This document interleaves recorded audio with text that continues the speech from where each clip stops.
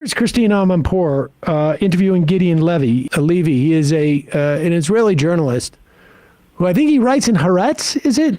Yeah. He's, among others, one responsible for a lot of the good stuff you see in Haaretz. I've seen him say before that within Israel, the Israeli citizenry does not see images of what's happening in Gaza. The Israeli government is incredibly censorious about what gets published locally. There is also sort of I think there's cultural Israel is a much more culturally sort of communitarian, not necessarily in terms of economics these days, but in terms of socially. And we have, and also we've seen multiple instances of teachers who have been brought in by the police for stuff they posted on Facebook and other social media. So there's a real pressure not to have the Israeli population understand exactly what's being engaged in there. Now, I don't know if it's hard to imagine it wouldn't implicate public sentiment within Israel.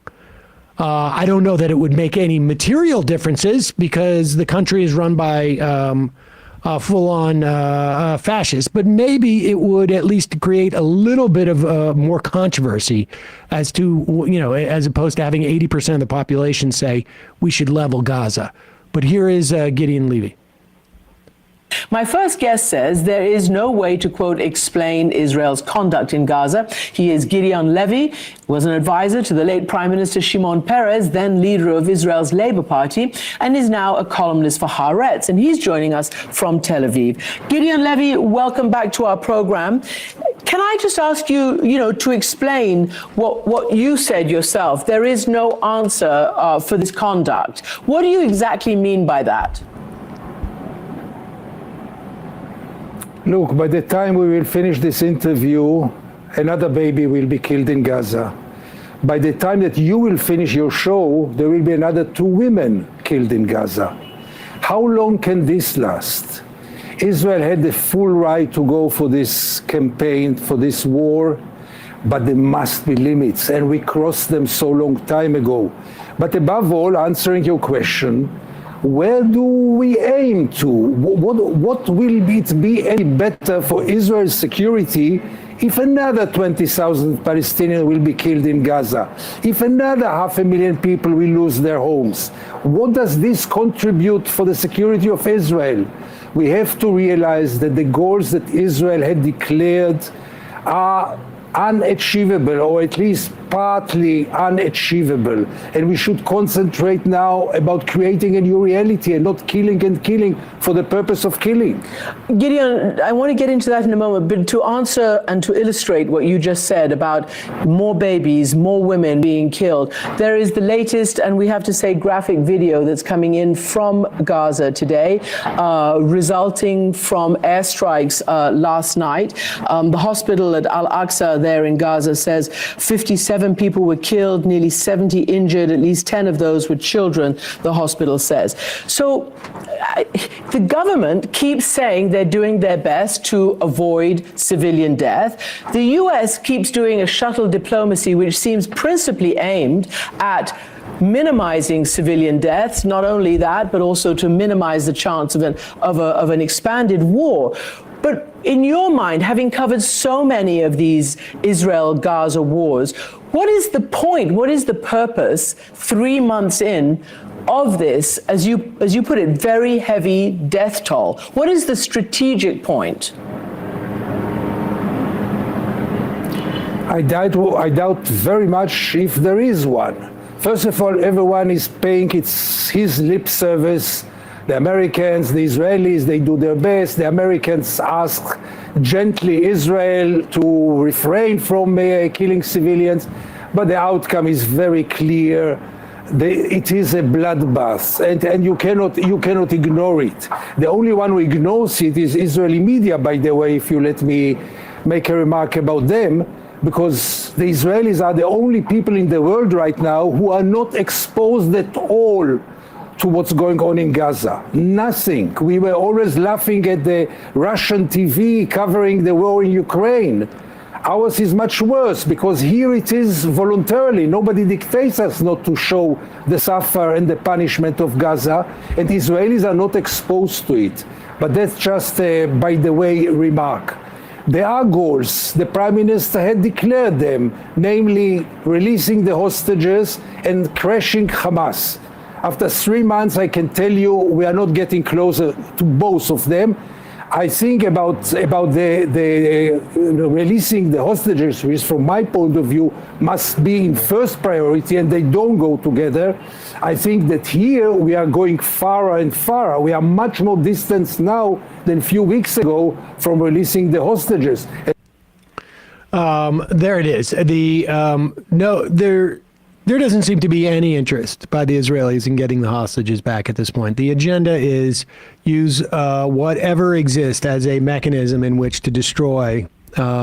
Destroy the Gazan infrastructure and the morale and the life force, if you will, of the civilian populations. And this is, look, it has been over a decade now, I think, that the articulated Israeli policy of Gaza was to mow the lawn every now and then. And that's what's happening here. Except for this time, what they're doing is instead of mowing the lawn, they're taking their weed whacker and they're basically trying to sort of scorch it. Trenching. And, I think Levy's being a little bit I think he's aware that he's talking to an American audience that may have be a little more sympathetic than other audiences to the Israelis. And so he's sort of but it's just, I don't think that the U.S.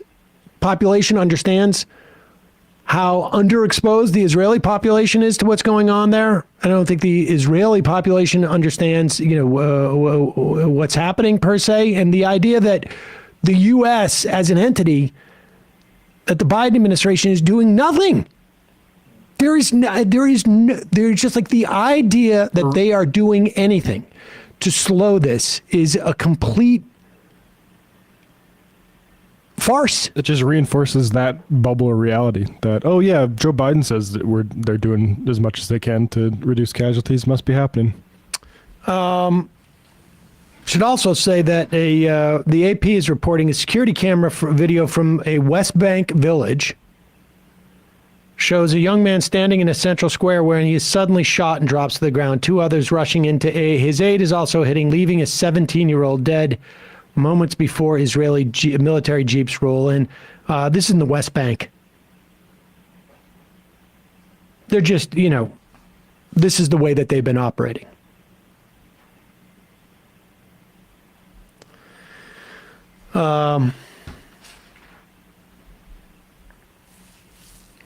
Let's go to the IMs.